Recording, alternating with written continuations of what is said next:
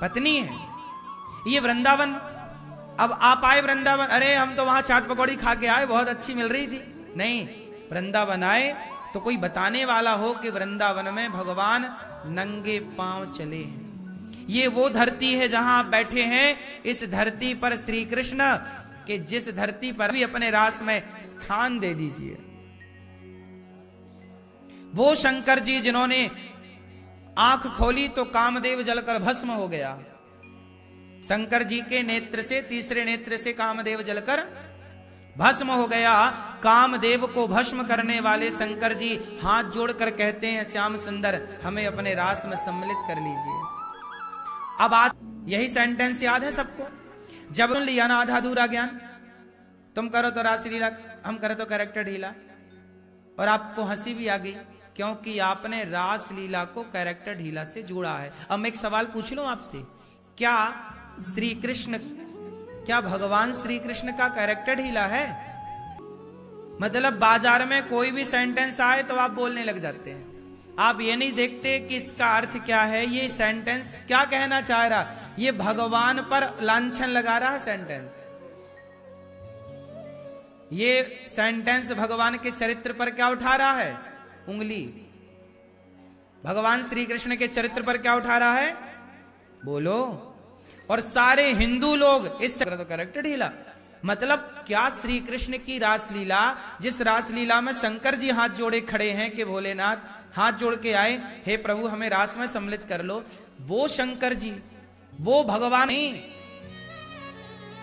इसलिए कहते हैं शब्द संभाल के बोलिए, शब्द के हाथे ना पाओ, एक शब्द औषधि करे, एक शब्द करे घाव। चक्रे योग माया मुपाश्रिता। योग माया कौन है? साक्षात श्री राधा रानी का आश्रय लेकर भगवान जब कोई भी कार्य करते हैं तो बिना राधा रानी के नहीं करते।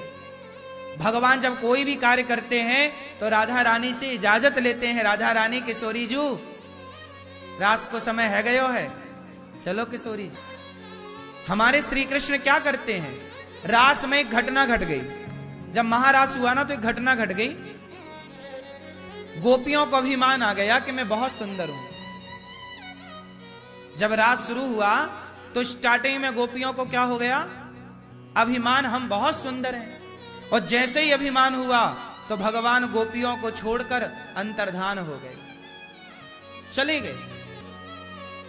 वहीं भगवान की याद में जब राधा रानी रोई, भगवान श्री कृष्ण राधा रानी को लेकर गए तो राधा रानी ने वहां एक लीला की। राधा रानी बोली, श्याम सुंदर आपने गोपियों को छोड़ दिया है, आप हमें लेकर दौड़ रहे हैं, हम जरा थक गए हैं। तो भगवान बोले, अच्छा आओ आप मेरे कंधे पर आकर बैठ जाओ। भगवान श्री कृष्ण ने राधा रानी से कहा, राधा रानी श्री कृष्ण का है, जब तुम्हारा बाप तुम पे गुस्सा करता है तो बीच बचाव कौन करता है? बोलो, मां। मां ही बाप के, पिता के क्रोध से बच्चे को बचाते हैं। बड़ा भजन किया है, बड़ा जप किया है, बड़ा तप किया है, इतने से घमंड के कारण प्रभु इन्हें छोड़िए मत। तब राधा रानी बोली कि अच्छा मैं भी थक गई हूं, क्योंकि जब राधा रुकेंगी तो कृष्ण को रुकना। और जैसे ही भगवान बैठे तो राधा रानी कंधे पर जाकर बैठने लगी, तो भगवान राधा रानी को छोड़कर भी अंतर्धान हो गए। हे कृष्ण, हे कृष्ण, अनुभव नहीं हो सकता, जब अभिमान समाप्त होगा तभी आपको अनुभव होगा। लाख प्रयास कर लो, तुम्हें अनुभव हो जाए तो बताना। इस घमंड को मिटाइए। और जब गोपियों का घमंड मिटा और जब गोपियों ने कहा तब कथामृतम तप्त जीवनम, हे प्रभु अब हम मर जाएंगे। तो बोले, मर जाओ, कैसे मरे? कथा के अमृत को हमने पी जो रखा है, हम नहीं मर सकती। वेनम, हमने आपकी कथा के अमृत का पान कर रखा है प्रभु, कैसे भला मरे ये तो बताओ। आपको मारना था तो आपने हमें बचाया क्यों? बोले, किससे? विष जलापयाद व्याल राक्षसाद, आपने इतने बड़े बड़े राक्षसों से को बचाए। भगवान ने भक्तों के लिए पहाड़ उठाया, एक उंगली से पहाड़ उठा लिया, लेकिन जब घमंड आया तो छोड़कर चले गए। भगवान कहते हैं मैं तुम्हारे लिए पहाड़ उठाऊंगा, मैं तुम्हारे लिए हर कष्ट से तुम्हारे को बचाऊंगा, लेकिन तुम्हारे अहंकार को मैं बर्दाश्त नहीं करूंगा, मैं तुम्हारे घमंड को स्वीकार नहीं करूंगा। जब गोपियों ने कहा प्रणत देहिनाम पाप कर्षणम, हे प्रभु तुम्हारे चरण कमल हमारे पाप को नष्ट नहीं कर पा रहे। जब गोपियों ने आर्त भाव साते चरणाम्बुरुहम स्तनेषु भीताः शनैः प्रियदधि महि कर्कशेषु तेनाटवीमटसि तद्व्यथते न किंस्वित् कूर्पादिभिर्भ्रमति धीर् भवदायुषां नः प्रगायन्त्यः प्रलपन्त्यश्च चित्रधा रुरुदो सुस्वरं राजन् कृष्ण दर्शन लालसा। जब कृष्ण के दर्शन की लालसा लेकर गोपियां रोईं, तब भगवान तासामाविर्भूच्छौरिः स्मयमान मुखाम्बुजः पीताम्बरधरस्त्रग्वी साक्षान मन्मथा प्रकट हो गए। अब मैं आपको बात समझाऊं कि राधा रानी जो है करती क्या है। जो व्यक्ति भगवान से दूर हो चुका है घमंड के कारण, अज्ञान के कारण, पाप के कारण, राधा रानी उनके पापों पर, उनके इस पापी दुनिया ने कैरेक्टर ढीला से जोड़ दिया। इतनी सरलता से आपने सब कुछ खत्म कर दिया, बिना जाने कृष्ण की लीला को, बिना उस भाव में गए, और आपने रास लीला मतलब कैरेक्टर ढीला ढीला चिल्ला रहे हैं लोग। अरे कृष्ण कौन है? यत्र योगेश्वर कृष्णो यत्र पार्थो धनुर्धरा। कृष्ण कौन है? साक्षात नारायण है। नारायण कौन है? नारायण वो है जो करोड़ों कामदेव को रोज पैदा कर सकते हैं और करोड़ों कामदेव को रोज नष्ट कर सकते हैं। शंकर तो होंगे क्या? काम उनका तो कामदेव जले तो रति रोने लग गई। रति में आप हैं भगवान श्री कृष्ण, काम उनका क्या बिगाड़ेगा? कामदेव ही ना प्रकट हुए प्रद्युम्न जी के रूप में, तो काम के बाप हैं कृष्ण। फिर उन कृष्ण को लोगों ने कह दिया कि तुम चरित्र कैरेक्टर ढीला और लीला और क्या क्या नहीं बोलते। इसलिए आप सनातनी हो, आप हिंदू हो, कम से कम इतना तो जान लो कि भगवान किसे कहते हैं। तुम नहीं जान पाए कृष्ण को, इसलिए तुमने कैरेक्टर ढीला चिल्लाने लगे। काश जितना समय तुमने मूवी बॉलीवुड को दिया है, इतना समय अपने धर्म को दिया होता तो आज भारत की संस्कृति और संस्कार कुछ और होते।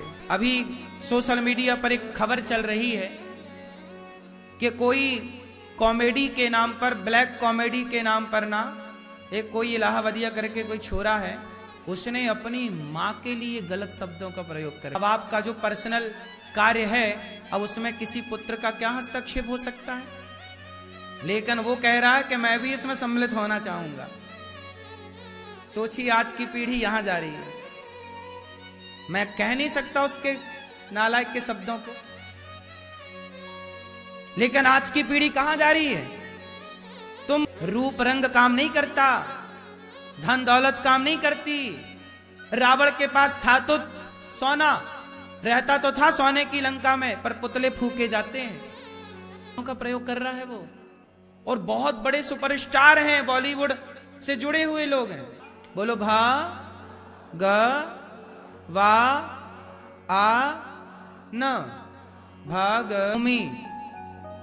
गा मतलब गगन, वा मतलब वायु, आ मतलब अग्नि, ना मतलब नीर। इन पंच तत्वों को ही भगवान कहते हैं। को भगवान की परिभाषा अलग है, बहुत सारी परिभाषाएं हैं भगवान की, लेकिन उन सभी परिभाषाओं में आप ये मानो, वेद भी तो कहते हैं कम ब्रह्म खम ब्रह्म। आकाश भगवान, वायु भगवान। कैसे रहोगे भगवान के बिना? प्रकृति ही तो। इसलिए हम सनातनी पूजा किसकी करते हैं? प्रकृति की। किसकी करते हैं?